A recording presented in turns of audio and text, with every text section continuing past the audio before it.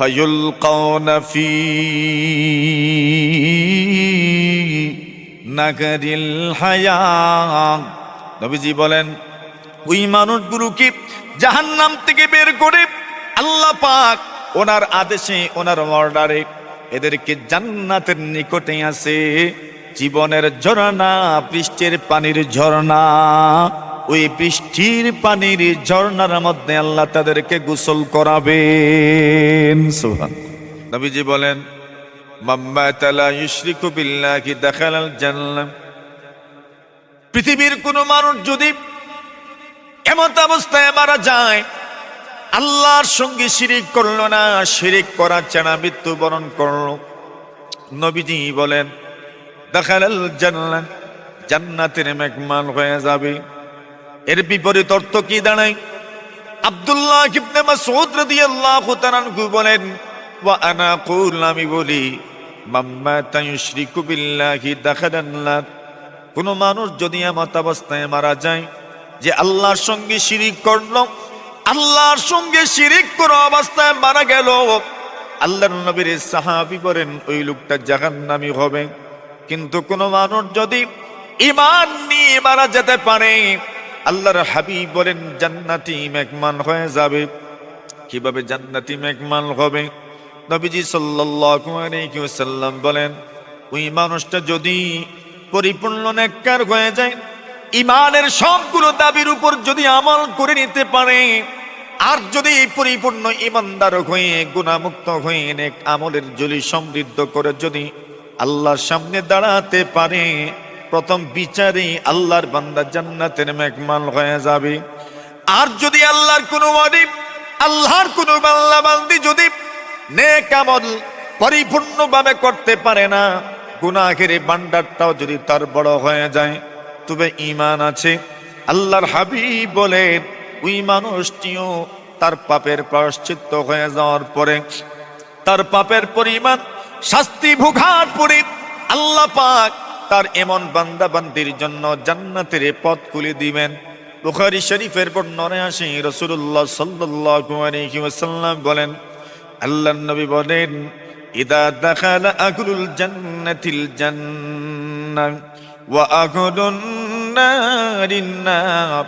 আল্লাহর নবীজি বলেন জাহান্নামীরা যখন জাহান্নামে প্রবেশ করবে, জাহান্নামে প্রবেশ করার পরে যখন তারা জাহান্নামের আযাব ভোগ করবে, জাহান্নামের আযাব বলতে সকলে যা বুঝে যায় সেই আযাবটা হচ্ছে জাহান্নামের আগুনে জ্বলতে হবে। এর মানে হলো জাহান্নামী বান্দা যখন জাহান্নামে যাবে, জ্বলতে জ্বলতে জ্বলতে জ্বলতে তার চেহারা, তার হাত, তার পা, তার মুখমণ্ডল পর্যন্ত জ্বলবে। আল্লাহ নবীজি বলেন তখনই আল্লাহ পরওয়ারদিগারে আলম জাহান্নামে নিয়োজিত ফেরেশতারা যারা আছেন, দারওয়ান যারা আছেন, এদেরকে সম্বোধন করে বলবেন এই ফেরেশতারা আমার আখরিজু মান কানা ফি কলবিহি মিসকালু হাববাতিন মিন খারদালিন মিন ঈমান। নবীজি বলেন আমার যে সকল বান্দা বান্দির অন্তরে সরষের দানা পরিমাণ, ছোট ছোট পিপিলিকার পরিমাণ, আল্লাহর নবীজি বলেন তোমার ঘরের দেওয়াল, তোমার ঘরের জানালা যখন তুমি খুলবে, তোমার ঘরের দরজা যখন তুমি খুলো, সেই সময় তোমার ঘরের জানালা দিয়ে, তোমার ঘরের দরজা দিয়ে যখন তোমার ঘরে আলো প্রবেশ করে, ওই আলোর মধ্যে ছোট ছোট কণিকা উঠতে দেখা যায়, কিন্তু ওগুলো ধরতে গেলে ধরা যায় না, দেখা যায় না, ছোঁয়া যায় না, স্পর্শ করা যায় না, দৃশ্যমান হয় না। এই জন্য মনে করবেন মনে হয় নাই, কিন্তু ওই আলোর মধ্যে আপনি দেখবেন কি যেন উড়াউড়ি করে, বালুকণা উড়াউড়ি করে। এর দ্বারা প্রমাণ হয় এখানে কিছু কণিকা আছে, বালুর কণা আছে, যেগুলো দেখা যায় না, ধরাও যায় না, ছোঁয়াও যায় না। আল্লাহর নবীজি বলেন এই পরিমাণ ঈমানও যদি কোনো মানুষের থাকে, আল্লাহর হাবিব বলেন আল্লাহ তাআলা ফেরেশতাদেরকে বলবেন আখরিজু মান কানা ফি কলবিহি মিসকালু হাববাতিন মিসকালু যাররাতিন মিন ঈমান। এই যাররা পরিমাণ ঈমানও যদি কোনো মানুষের অন্তরে থাকে, আমার ওই বান্দা বান্দিকে জাহান্নাম থেকে তোমরা বের করে নিয়ে আসো। এটা আল্লাহ তাআলার অর্ডার, আল্লাহ তাআলার আদেশ, এটা আল্লাহ তাআলা বাধ্য নয়, নিজের দয়া গুণে আদেশ করবেন। আল্লাহ যদি বলেন এই মানুষগুলোকে জাহান্নামে জ্বালাও, আমাদের কোনো কিছু করার নাই, কিন্তু আল্লাহ তাআলা নিজ দয়া গুণে আমাদের ব্যাপারে বলবেন ওই মানুষগুলোকে জাহান্নাম থেকে বের করে নিয়ে আসো। যেই মাত্র হুকুম দেওয়া হবে জাহান্নাম থেকে বের করে নিয়ে আসো, আল্লাহর নবী বলেন ফায়ুখরাজুনা কাদ সাওয়াদ্দু, এদেরকে জাহান্নাম থেকে এমন ভাবে বের করা হবে যে জাহান্নামে জ্বলতে জ্বলতে পুরাটা চেহারা কালো হয়ে আছে। কেন? পাপের প্রায়শ্চিত্ত হয়েছে, শাস্তি ভোগ করেছি, শাস্তি ভোগ করার পরে এইবার জাহান্নামে জ্বলতে জ্বলতে জাহান্নাম থেকে বের হয়। ইমাম বুখারী আলাইহির রাহমা হাদিস এনেছেন কিতাবুল ঈমানের মধ্যে, বাবু তাফাউতি আহলিল ঈমান, ঈমানওয়ালা জান্নাতের মধ্যে তাদের মর্যাদার মধ্যে ভিন্নতা হবে, তাদের স্তরের মধ্যে ভিন্নতা হবে, তাদের আসনের মধ্যে ভিন্নতা হবে। কেন? আমলের কারণে যার মর্যাদা যত বাড়বে জান্নাতে তার আসন তত সুউচ্চ হবে, জান্নাতে তার মর্যাদা তত উপরে থাকবে, আর যার আমল যত কম থাকবে জান্নাতে তার মর্যাদার আসন তত নিচের দিকে থাকবে।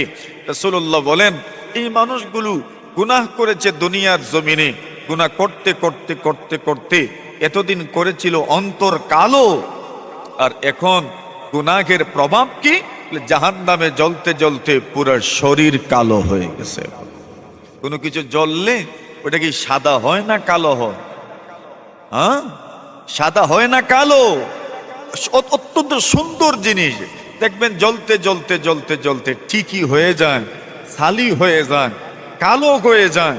একটা কাষ্ঠখণ্ড, একটা লাকড়ির টুকরা জ্বলতে জ্বলতে জ্বলতে দেখবেন একদম কালো হয়ে গেছে। জ্বলা মানেই কালো হয়ে যাবে। এখন মানুষ জীবিত থাকা অবস্থায় গুনাহ করেছে, হয়েছে অন্তর কালো। কোনটা কালো হয়েছে? অন্তর। গুনাহ করতে করতে কি কালো হয়? আপনারা মানুষ বলে না, আরে এই দুনিয়াতে কত মানুষ বলে এই লোকটা দেখতে তো ঠিক আছে কিন্তু এর ভিতরে একবারে কিটা কয়নি মানুষে আপনার দেশে ভিতর কিনা ভালো না, মানে কি ভিতর কালো কালো, একদম কালো। কিছু মানুষের দিল সত্যি এরকম, একদম কালো দিলওয়ালা। আর দিল কালো কেন হয়? নবীজি বলছেন গুনাহ করতে করতে করতে করতে তার দিল কালো হয়। ইদা আযনাবাল আবদ নুকিতাত ফি কলবিহি নুকতাতুন সাউদা। নবীজি বলেন দুনিয়ার কোন মানুষ যদি কোনো গুনাহ করে সঙ্গে সঙ্গে তার দিলের মধ্যে একটা কালো দাগ দিয়ে দেওয়া হয়। নবীজি বলেন ফাইদা তাবা, ভৈরবগঞ্জের কোন মানুষ, গৌরী শঙ্করের কোন মানুষ, কোলাউড়ার কোন মানুষ, সাদেপুরের কোন মানুষ, সাদেপুরের মানুষ, বকশিমলের মানুষ, দুনিয়ার যে কোন স্থানের মানুষ যদি গুনাহ হয়ে যাওয়ার পরে তাওবা করে নিতে পারে, তাওবা করে নিতে পারে, তাওবা করে নিতে পারে, নবীজি বলেন তার অন্তরের মধ্যে সৃষ্ট কালো দাগ তওবার কারণে আল্লাহ তাআলা মুছে দেন। ওই দাগ আপনি মুছতে পারবেন না, ব্রাশ দিয়ে ঘষাইতেও পারবেন না। ওই দাগ কোনো রংওয়ালা মিটাইতে পারবে না। ওই দাগ মিটবে কি দিয়ে? বলে অদৃশ্য কল্পের সেই দাগ মিটানোর জন্য তওবার আমল। কিসের আমল? তওবার। কিসের আমল? তওবার আমল। দুঃখের ব্যাপার, ওই যে রমজানে কিছু তওবা করছিলাম, এর পরে মাস তো 1.5 মাস জার্গি, আর তওবা করছিলেন রমজানে তো ওই জানতাম যে রমজান মাসে দোয়া কবুল হয়, মাগফিরতের মাস, ওই একটু তওবা করছিলাম, এরপরে যে তওবা বাদ দিছিলাম এখন পর্যন্ত তো আর তওবাও করি নাই। তওবা মানে যেই অর্থ বুঝায় সেই অর্থের দিক বিবেচনা করে তওবা তো আমাদের পক্ষে করা সম্ভবই হয় না। আচ্ছা, কমপক্ষে রুসমি তওবা যেটা আছে এটাও তো আমরা রমজানে কমপক্ষে কিছু না কিছু করছি, রমজান পরে তো আর করার মতো সৌভাগ্যই আমাদের অনেকের হয় নাই। ঠিক না বেটি? এটা আমাদের জন্য অত্যন্ত দুঃখের একটা পর্ব যে তওবা থেকে আমি বঞ্চিত হচ্ছি। নবীজি বলেন ইদা আযনাবাল আবদ নুকিতাত ফি কলবিহি নুকতাতুন সাউদা। নবীজি বলেন, কোন মানুষ যদি গুনাহ করে তার অন্তরে কালো দাগ দেওয়া হয়, তার অন্তরে একটা কালো দাগ এমন ভাবে এঁটে দেওয়া হয়, ওই দাগ মিটে না, মিটে না, মিটে না। কিন্তু কোন ভাগ্যবান মানুষ, কোন ভাগ্যবান পুরুষ বা মহিলা যদি তওবা করে নিতে পারে, তওবার আমল করে নিতে পারেন, নবীজি বলেন তওবা করবেন, সাথে সাথে আপনার কালো দাগটা মুছে দেওয়া হবে। আবার নবীজি বলেন, কিন্তু কোন দুর্ভাগ্য মানুষ যদি তওবা তো করলই না, গুনাহের মধ্যে সে ধারাবাহিকতার সাথে সে গুনাহ করতে থাকলো, একটার পর আরেকটা গুনাহ, একটার পরে আরেকটা গুনাহ করতেই থাকলো, করতেই থাকলো, করতেই থাকলো। নবীজি বলেন একটার পর আরেকটা দাগ আল্লাহ তার অন্তরে সৃষ্টি করে দেন, একটার পরে আরেকটা দাগ তার অন্তরের মধ্যে লেগে যায়। শেষমেশ তার পরিস্থিতি কি দাঁড়ায়? নবীজি বলেন পুরাটা অন্তর তার কালো হয়ে যায়। পুরাটা অন্তর যখন তার কালো হয়ে যায়, এইবার নবীজি বলেন ওই অন্তরের অবস্থা এমন হয়, ফি কুলুবিহিম মারাদুন ফাযাদাহুমুল্লাহু মারাদাম। আল্লাহ বলেন এদের দিলে রোগ হয়ে যায়, এদের দিলে রোগ হয়ে যায়, রোগ হয়ে যায়। শুধু রোগ হয়ে এমন নয়, ওই রোগটা বাড়তেই থাকে, বাড়তেই থাকে, বাড়তে বাড়তে বাড়তে বাড়তে রোগ কোন পর্যায়ে বেড়ে যায়? আল্লাহ বলেন খাতামাল্লাহু আলা কুলুবিহিম ওয়া আলা সামইহিম ওয়া আলা আবসারিহিম গিশাওয়া। আল্লাহ বলেন এদের অন্তরে যেন মোহর মেরে দেওয়া হয়। এর অর্থ কি দাঁড়ায়? একটা চিঠির খাম, আপনি কোথাও চিঠি লিখবেন, ওই চিঠিটা লেখার পরে খামের ভিতরে যখন আপনি চিঠিটা ঢুকাবেন, এর উপরে যখন আপনি স্টাপলার মেরে দিবেন, পিং মেরে দিবেন, অথবা লিকুইড জাতীয় কোনো জিনিস দ্বারা যখন আপনি মুখটা বন্ধ করে দিবেন, এর মানে হলো আর ভিতরে কোনো কিছু ঢুকানো যাবে না, আর ভিতরে কোনো কিছু ঢুকানো যাবে না। একমাত্র যার কাছে চিঠিটা পৌঁছবে, যিনি প্রাপক হবেন চিঠির, উনি খুলবেন মধ্যখানে, আর কেউ খুলবে না। এমনকি পোস্টমাস্টার পর্যন্ত চিঠিটা খুলবে না। সহজ অর্থ দাঁড়ালো ওই চিঠিটা আর খোলা যাবে না। আল্লাহ বলেন এদের অন্তর কালো হতে হতে হতে হতে এমন একটা পর্যায়ে চলে আসলো, আর বাহিরের কোনো জিনিস যেন তাদের অন্তরে ঢুকে না। এর সহজ অর্থ, যতই ওয়াজ করেন, যতই নসিহত করেন, যতই কোরআন শোনান, যতই হাদিস শোনান, যত আপনি কোরআন শোনাবেন, যত হাদিস শোনাবেন, তার অন্তরে কোরআন ঢুকবে না, তার অন্তরে হাদিস ঢুকবে না। আল্লাহর হাবিব বলেন এটা হচ্ছে তার অন্তর কালো হয়ে যাওয়ার কুফল। নাউজুবিল্লাহ বলেন। এখন বলেন তো আমাদের কতজনের অন্তর যে কালো হয়ে গেছে? আচ্ছা, এটার প্রভাব কি? এটার প্রভাব হইল আর ওয়াজ নসিহত ভালো লাগে না, হক কথা শুনতেও ভালো লাগে না, নিজের জীবনটাকে আর সংশোধন করতে পারি না। আর এর বড় প্রভাব পড়ে আমলের লাইনে। দেখবেন আমল করতে আর ভালো লাগে না, নামাজ পড়তে ভালো লাগে না। এখানে যদি প্রশ্ন করা যায় নামাজ পড়তে ভালো লাগে কয়জনের, তাহলে খুব কম মানুষই আমরা সত্যিকার অর্থে হাত উঠাইতে পারবো, ঠিক না? অনেকে তো নামাজ পড়ি বিপদে পড়ে,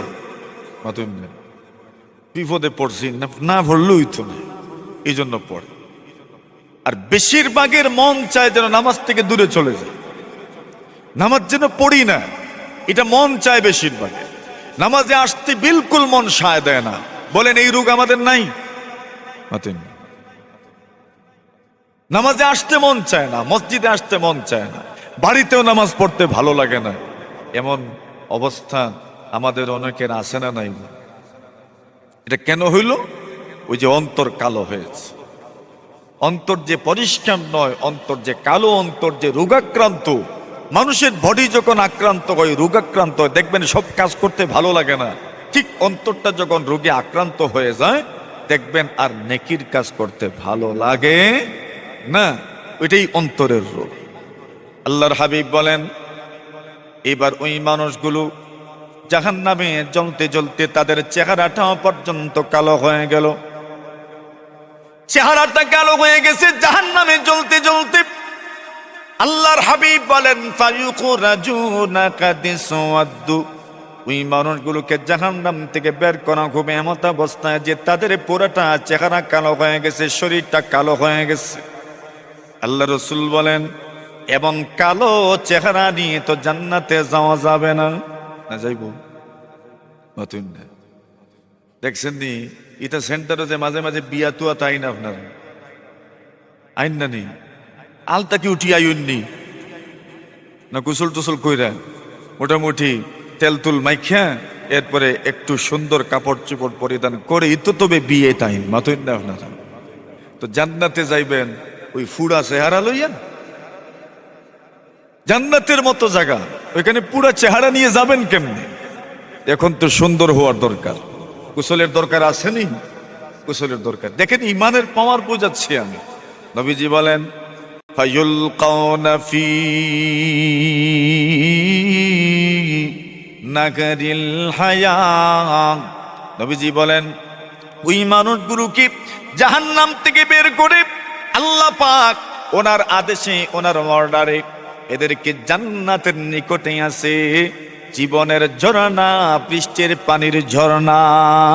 ওই বৃষ্টির পানির ঝর্ণার মধ্যে আল্লাহ তাদেরকে গোসল করাবেন। সুবহানাল্লাহ। বৃষ্টির পানির ঝর্ণা, জীবনের পানির ঝর্ণা।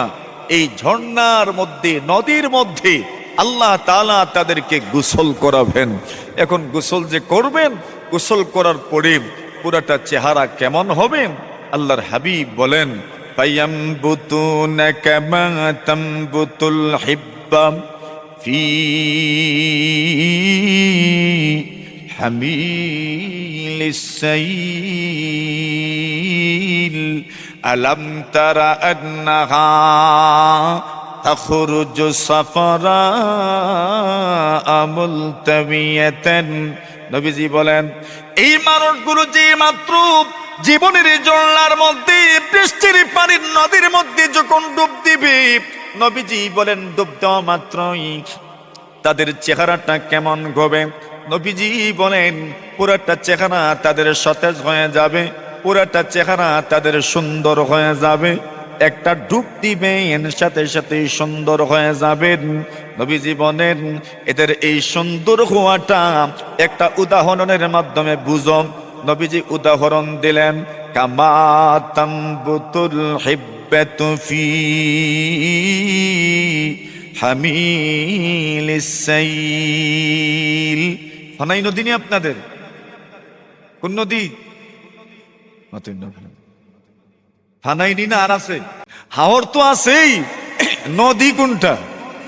ফানাই নদী। নবীজি বলেন, কামা তামবুতুল হিব্বাতু ফি হামিলিস সাইল। আমি আসার সময় দেখছি ফানাইয়ে পানি ভরা। এখন এই পানি কয়দিন থাকবে?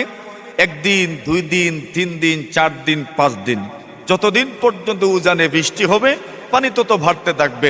বৃষ্টি কমবে, পানি আস্তে আস্তে কমবে। যখন ভাটির পানি টান দিবে আরো ভাটির দিকে যাবে, তখন ওই পানি নিচের দিকে নামবে। আচ্ছা, নামতে নামতে নামতে নামতে আর একটু নিচে যাবে। আপনি দেখবেন পানি যে উপরে ছিল, ওই উপরে থাকা অবস্থায় দেখবেন ঘাসের বীজ অথবা বিভিন্ন গাছের বীজ নদীর পানিতে ভেসে এসেছিল, ওগুলো নদীর কিনারায় এমনিতে লেগে থাকবে। আর পানি নিচের দিকে নামবে, নামতে নামতে অনেক নিচে যাবে। আর যেই গাছের বীজ নদীর কিনারায় লেগেছিল অথবা আপনার জমিনের আইলের পারে যেই গাছের বীজটা আটকা পড়েছিল, 1 দিন 2 দিন যেতে না যেতেই দেখবেন ওই গাছের বীজ থেকে বা গাছের বীজ থেকে সুন্দর শস্য শ্যামল সবুজ রঙের অথবা হলুদ রঙের পাতা গজাইতে আছে। কথা বলেন ঠিক না বেঠিক? অথচ একটু আগেই কিন্তু বৃষ্টি ছিল, একটু আগেই কিন্তু বন্যা ছিল, কিন্তু পানি যত নিচের দিকে নামছে তত দেখা যায় গাছের বীজ থেকে গাছ গজায়, পাতা গজায়। আল্লাহর নবীজি বলেন ওই মানুষগুলো যখন এই নদীর মধ্যে ডুব দিবে, ডুব দেওয়ার সাথে সাথেই ওই পাতা যেমন একদিন 2 দিনের ব্যবধানে যেমনভাবে হলুদ বর্ণের পাতা গজায়, সুন্দর হয়ে গজায়, চ্যাপ্টা হয়ে গজায়, বড় বিস্তৃত হয়ে গজায়, নবীজি বলেন এরা জান্নাতের নদীর মধ্যে ডুব দিবেন আর সাথে সাথেই তাদের চেহারা আকাশের বিভিন্ন তারকার মতো আল্লাহ সুন্দর করে দিবেন। এটা কিসের পাওয়ার? ইমানের পাওয়ার। কিসের পাওয়ার? ইমানের পাওয়ার। তো ইমান বাস্তবেই এমন এক জিনিস, নবীজি বলেন মাম্মাতা লা ইউশরিকু বিল্লাহ দাখালাল জান্নাহ, যে ব্যক্তি মারা গেল আল্লাহর সাথে শিরিক করলো না, আল্লাহর সঙ্গে শিরিক করা ছাড়া কোনো ব্যক্তি মারা গেল, নবীজি বলছেন ওই লোক আল্লাহর জান্নাতের মেহমান হবে। শুধু এতটুকুই শেষ নয়, নবী আকরাম সাল্লাল্লাহু আলাইহি ওয়াসাল্লাম সাহাবায়ে কেরামের সামনে ঈমানকে পরিপূর্ণ করার জন্য যে পরিকল্পনা তুলে ধরেছেন, ঈমানকে কিভাবে পরিপূর্ণ করা যায়, অনেকগুলো পরিকল্পনা আল্লাহর রাসূল উম্মতের সামনে তুলে ধরেছেন। সাহাবায়ে কেরাম বারবার নবীজিকে প্রশ্ন করতেন, ইয়া রাসূলুল্লাহ, ঈমান পূর্ণতা পাবে কিভাবে, ঈমান পরিপূর্ণ হবে কিভাবে, ইসলাম পরিপূর্ণ হবে কিভাবে, একজন মুসলমান পরিপূর্ণ মুসলমান হবে কিভাবে? এরকম একটা দুইটা নয়, কত যে প্রশ্ন নবীজিকে করা হয়েছে। এক সাহাবী আসলেন আর আয়েশা প্রশ্ন করলেন, ইয়া রাসূলুল্লাহ, আইয়ুল ইসলামি খায়ের, ইসলামের মধ্যে, ইসলামিক গুণের মধ্যে কোন গুণ সর্বোত্তম? মুসলমানদের মধ্যে কোন মুসলমান সর্বোৎকৃষ্ট মুসলমান? ইজার প্রশ্ন আমরা করছি নি কোনোদিন? মাথুন না, প্রশ্ন তো করছি কি তা? প্রশ্ন হইল আমার এত টাকা দিছি, এখন সুদে যদি টাকা আনি ওইটা যাই যাইব নি না, দান আনলে যাই যাইব কিনা, এই রকম প্রশ্ন স্যার আর কি যা প্রশ্ন করছেন উলামায়ে কেরামরে। তালাক দিয়ে ফেলছেন, এখন কেমনে বাঁচবেন, জোড়া লাগাইবেন, এই ফতোয়া ইমাম সাহেবকে জিজ্ঞাইছেন। ফরাইজের মাসালা ইমাম সাহেবকে জিজ্ঞাসা করছেন অথবা মুফতি সাহেবকে জিজ্ঞাসা করছেন, আর কি তা জিজ্ঞাসা করেন? মতন না, আর কি আমরা জিজ্ঞাসা করি? আমাদের জিজ্ঞাসা তো বসে এতটুকুই। কিন্তু নবীজির সাহাবায়ে কেরাম কি প্রশ্ন করতেন? ইয়া রাসূলুল্লাহ, আইয়ুল ইসলামি খাইর, নবীজি গো ইসলামী গুণের মধ্যে কোন গুণ সর্বোত্তম? ইসলামী গুণের মধ্যে কোন গুণ সর্বোত্তম গুণ? ইসলামী গুণের মধ্যে কোন গুণগুলো সুন্দর গুণ? নবীজি গো মুসলমানদের মধ্যে সর্বোত্তম মুসলমানকে? আল্লাহর হাবিব জবাব দিলেন, তাকরাউস সালাম আলা মান আরাফতা ওয়া মান লাম তারিফ তুতঈমুত তাআম। নবীজি বলেন, অসহায় এবং ক্ষুধার্ত মানুষ যারা আছে তোমার আশেপাশে, তোমার আত্মীয় স্বজন, তোমার পাড়া প্রতিবেশীর মধ্যে, পাড়া পড়শির মধ্যে অনেক মানুষই আছে যারা 3 বেলা খাইতে পারে না, পেট ভরে খাইতে পারে না, তারা ক্ষুধার্ত থাকে। নবীজি বলেন ওই ক্ষুধার্ত মানুষগুলোকে আপনি খাবার দিবেন, ওই ক্ষুধার্ত মানুষগুলোকে আপনি খাবার খাওয়াবেন। নবীজি বলেন এই আমলটা হচ্ছে সর্বোত্তম আমল। ইসলামিক গুণের মধ্যে সর্বোত্তম একটা গুণ হচ্ছে অসহায় এবং ক্ষুধার্ত মানুষদেরকে খাবার বিতরণ করা। নবীজি বলেন আরেকটা উত্তম গুণ হলো ওয়াতাকরাউস সালাম আলা মান আরাফতা ওয়া মান লাম তারিফ, যাকে আপনি ব্যক্তিগতভাবে চিনেন অথবা যাকে ব্যক্তিগতভাবে চিনেন না, নবীজি বলেন ওই মানুষগুলোকে সালাম দেওয়া হচ্ছে উত্তম আমল। সুবহানাল্লাহ। মুসলমানের মধ্যে উত্তম মুসলমানি কোনটা? বলে কাউকে ব্যক্তিগতভাবে আপনি চিনেন না কিন্তু তাকেও সালাম দেওয়া, এটা ইসলামী গুণ। তবে দেখেন এখানে চিনার না চিনার যে মাসালা, এটা হলো ব্যক্তিগতভাবে চিনা না চিনার ব্যাপার। কিন্তু আপনি একজনের ধর্ম সম্পর্কেই জানেন না, তাকে আপনার সালাম দেওয়ার দরকার নাই। কথা বুঝেন নাই? একজন মানুষ কোন ধর্মের মানুষ আপনি চিনেন না, তাকে এই হিন্দু না মুসলমান, তাকে আপনি কেন সালাম দিবেন? তাকে সালাম দেওয়ার দরকার নাই। নবীজি বলছেন যাকে আপনি চিনেন এবং যাকে চিনেন না, এটা শাখসি তাআরুফ, ব্যক্তিগত পরিচয়। আপনার ব্যক্তিগত পরিচয় নাও থাকতে পারে কিন্তু তার মিল্লতের পরিচয় আছে, তার ধর্মীয় পরিচয় আছে। লোকটা নামাজে যায় তা আপনি দেখেন, লোকটার মাথায় টুপি আছে, লোকটার শরীরে পাঞ্জাবি আছে, লোকটার মুখে দাড়ি আছে, বোঝা গেল লোকটা কি? তার মিল্লত কি? মুসলমান। মিল্লাতি রাসূলিল্লাহ যে আমরা বলি, এই রাসূলুল্লাহর মিল্লত কি এটা আপনার জানা আছে, এই লোকটার মিল্লতে ইসলাম, এই লোকটার ধর্ম ইসলাম ধর্ম, এই লোকটার দিন ইসলাম ধর্ম, তা আপনি জানেন। তো এখন ব্যক্তিগতভাবে চিনেন বা না চিনেন তাকে আপনি কি দিবেন? সালাম। আরেকজনের ব্যক্তিগত পরিচয় আপনার কাছে আছে তো দিবেনই, কিন্তু যদি মিল্লতের পরিচয় জানা না থাকে, ধর্মের পরিচয় আপনি জানেন না, তো আপনি কাকে সালাম দিবেন? এখন দেখবেন ওই ব্যক্তি ওই বেশি নারাজ হয়, কেন সালাম দিল না?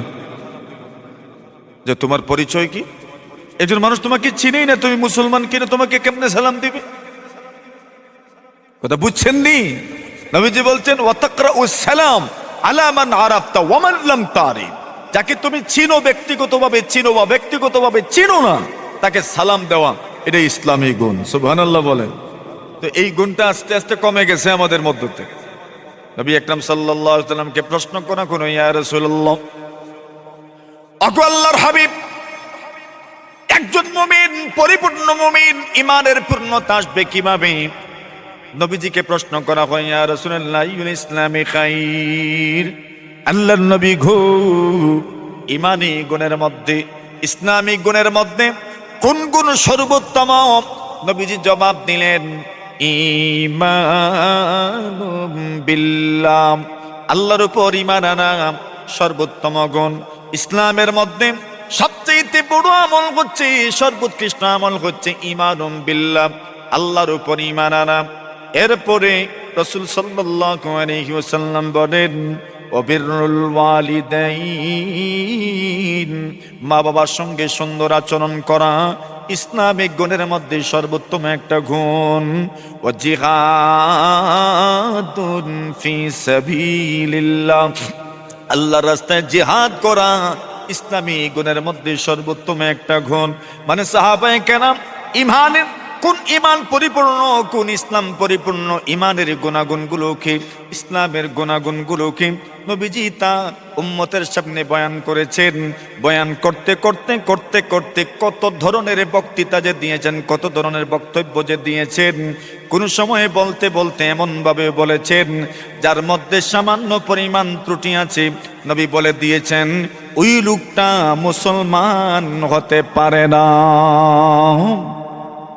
এখন বলেন, মুসলমান হতে পারে না কেমনে বললেন?